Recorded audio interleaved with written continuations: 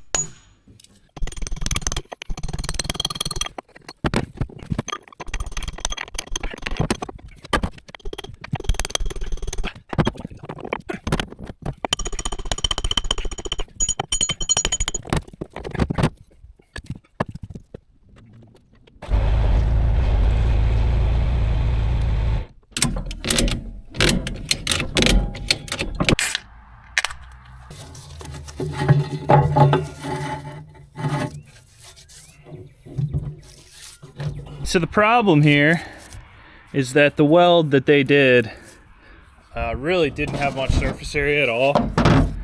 Look at that. Just around the outside. So we need to do better. I'll probably try to just save this rod. I was gonna buy new rod stock and build a new rod from scratch, but not that I procrastinated, it's just I've been very busy and we're gonna go back to West Virginia in a couple days. We're gonna have to make something happen here.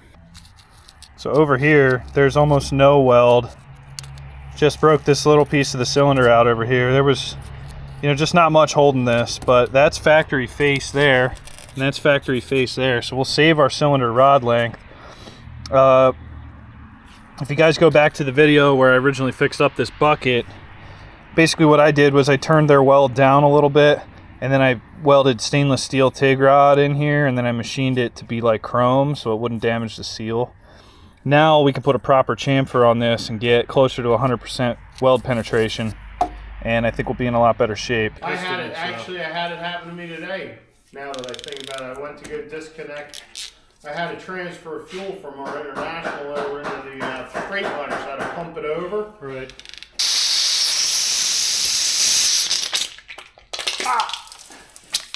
Ew! Oh, great. A little bit of an explosion there.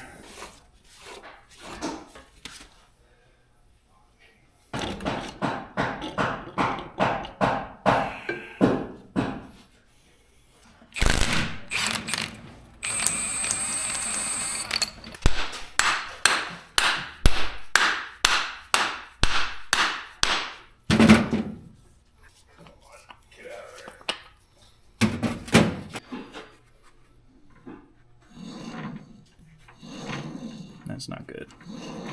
Problem here is somehow this rod is actually bent, which is crazy for an 1 3/4 rod that's this short. So really it needs to be replaced. I mean, the chrome is shot here. We welded and polished all this, but I don't know that I have time for that. So we may have to do another ghetto fix and then build a proper rod later in life. But anyway, that little bit of bend, it's got about 17 thousandths of run out at the big end here.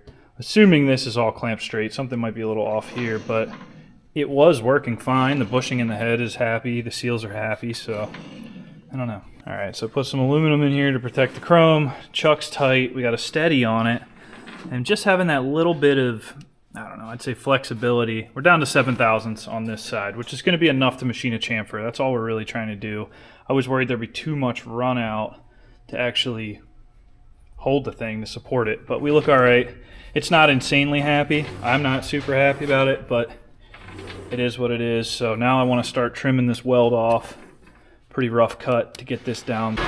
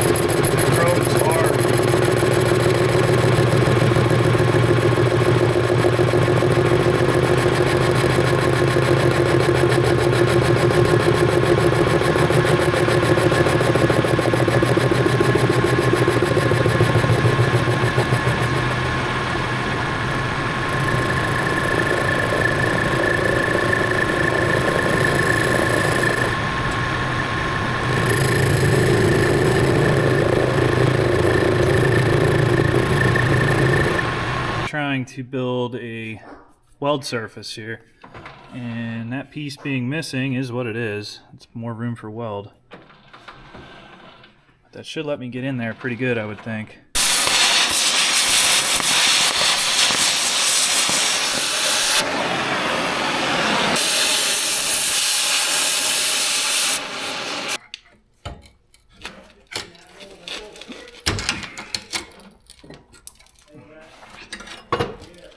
Second time having that guard off,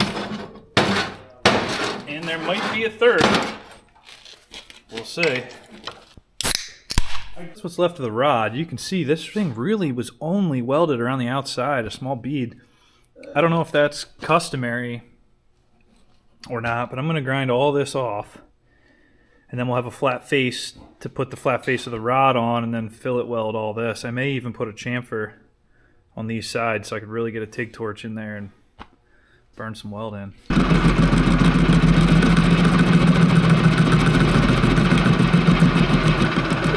We'll go for it.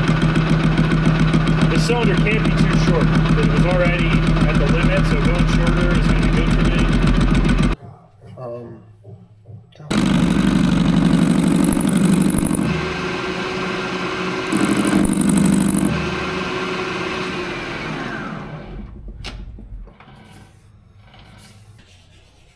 All right, there we are, boys. So that's the goal. Should be enough room to get a fairly long tungsten right in there, get some heat into this, and start filling it up. And maybe, just maybe, we'll do the outer layer in stainless so we can buff it up to it. But I don't think the seal actually comes this high because we gained so much rod here. So I'm pretty sure I could just weld this and call it.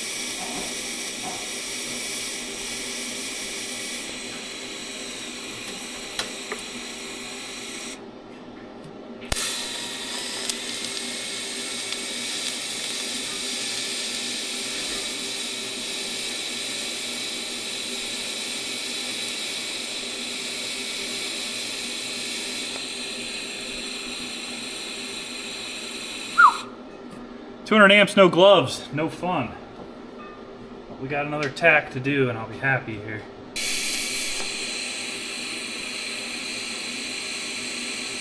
Alright, it's one piece again. Well, working my way around here, but my welder did not like the 200 amp continuous action. We ended up burning up my ground lead, so that's gonna delay us. Looks good. That'll stay on there. I'm gonna polish it up. It's funny, you can see where this is discolored. This is because this is all stainless. It's not chrome. This was all added onto this rod at some point. I did that in the first episode on this. So this thing's really in horrible condition, but this is just a free fix to get me back to digging again. And if it breaks another time, then we will build a new rod from scratch.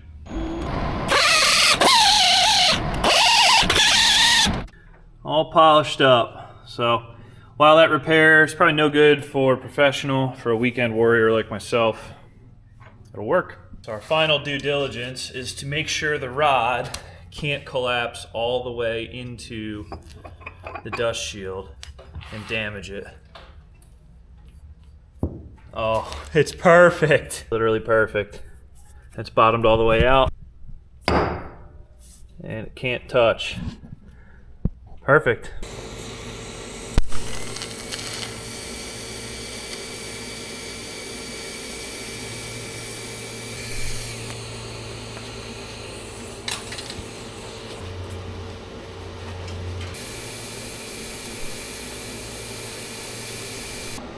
Zap this thing back on. What that does is if anything were to come up the center of the bucket and try to crash into the cylinder, this basically protects the chrome or what's left of the chrome.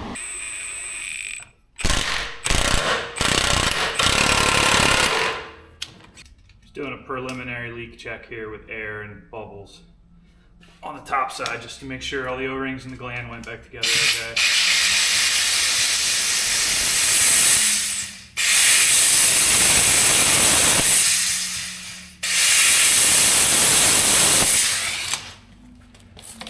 Good.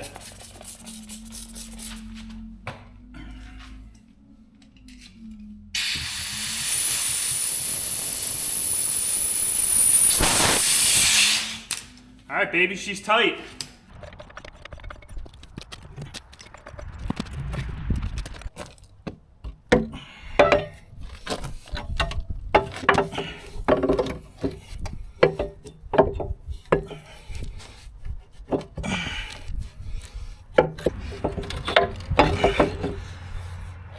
One. Oh, you gotta fight me.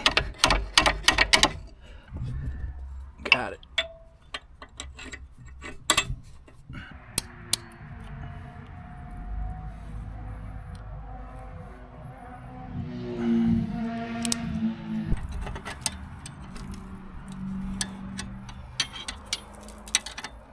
Pac-Man is ready to munch again. He's hungry, so we'll take her back to West Virginia this weekend, throw it back on the machine, hope it holds up. I would say I'm pretty darn confident it's going to be okay. Cylinder didn't leak before, the damaged chrome didn't cause me an issue, and now it's just welded way better than it ever was. So I think that'll do it, but we'll find out.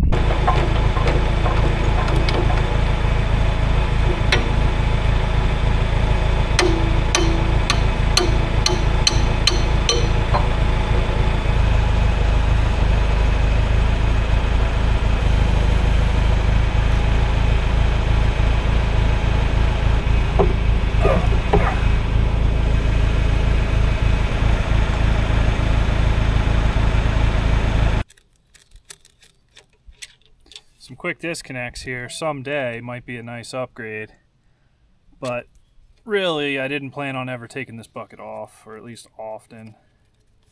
I think this will be a one-time event, but you know what they say about that. Probably won't be.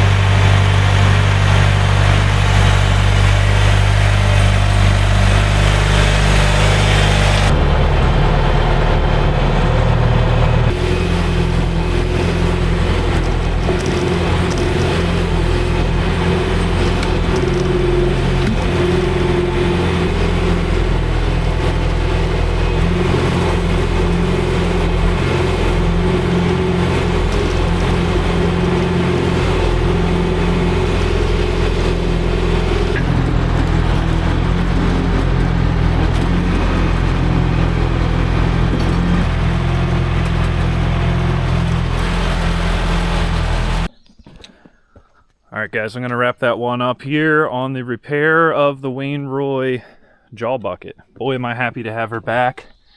Cylinder is holding up excellent. It's not even leaking. It's not even wet. Welds are holding. I dug for 10 hours with this bucket this weekend. Digging out this bank, taking out 2 massive stumps. You'll see that in a different video. And picking and placing rocks, logs. Wish it wasn't so heavy. I wish it was a little different shape, but I can't complain. For the money I'm into it. You know, all my welds are holding up great. I put all these teeth on here. We fixed that cylinder. I know it's not the right way to fix it, but it works. And if it ever breaks again, we'll make a new rod, but at this point, I'm just so happy with it. You know, just having the ability to put all these rocks aside and save them for another project, throw them up on the bank so they're out of everyone's way. These are some heavy rocks, and picks them up, places them no problem.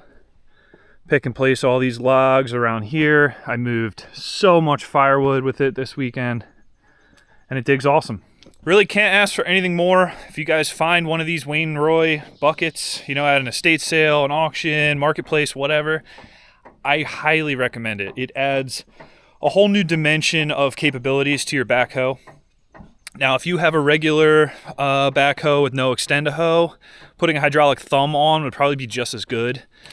And, you know, that was what I originally wanted to do. But with the way this extend-a-hoe works, it makes putting a thumb on this very difficult. So the Wain and an extend-a-hoe is like the ultimate combo for an old tractor like this.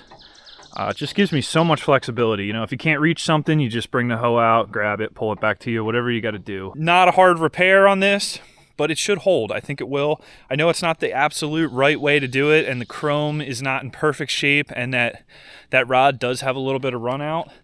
But for the old stuff I'm working on, it's more than good for me. So, as always, thank you for watching Spank Ranch Garage. Let me know what you think about this down in the comments. I'll see you next time.